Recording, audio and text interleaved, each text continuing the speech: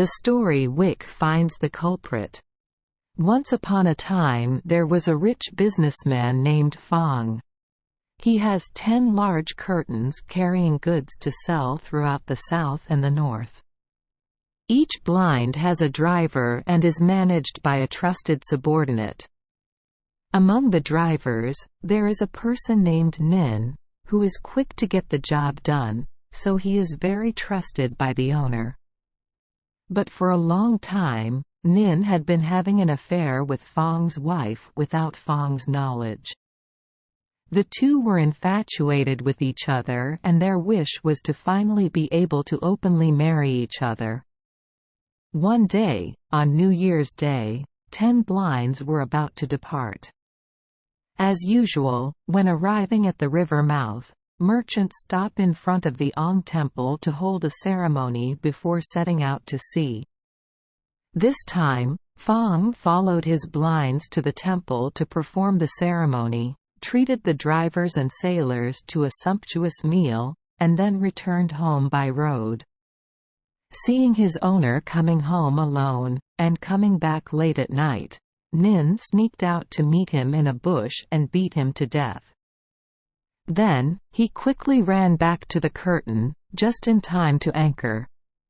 So the 10 ships set sail. Except for the murderer, no one knew that their master had been killed, and no one suspected that Nin was the culprit.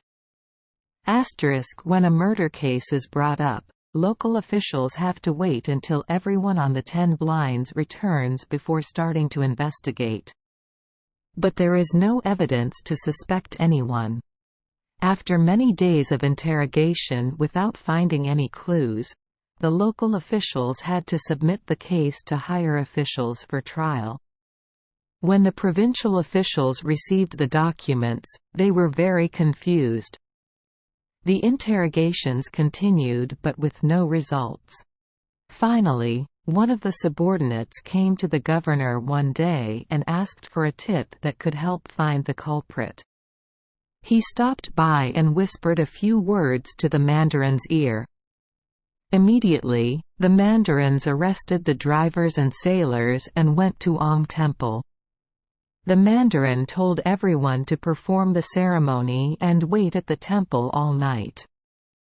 At the second watch, the mandarin called everyone up and forced each person to hold a piece of wick in their mouth, while looking straight at the candle on the god statue.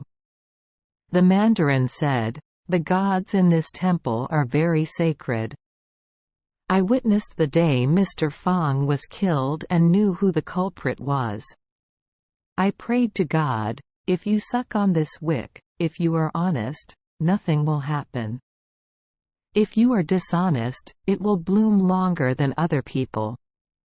According to the mandarin's orders, everyone sat silently like that until his face was clearly visible.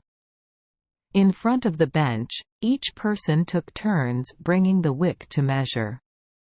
Sure enough, there was a strand in there that was different from the other strands, but it didn't grow longer, it just shortened. That wick belongs to driver Nin. When hearing that the mandarin forced him to suck the wick, Nin was shocked and worried. After holding it for a while, he felt afraid that the wick in his mouth would really grow longer. So at dawn, he bit off a little. When measuring the wick, he did not expect that.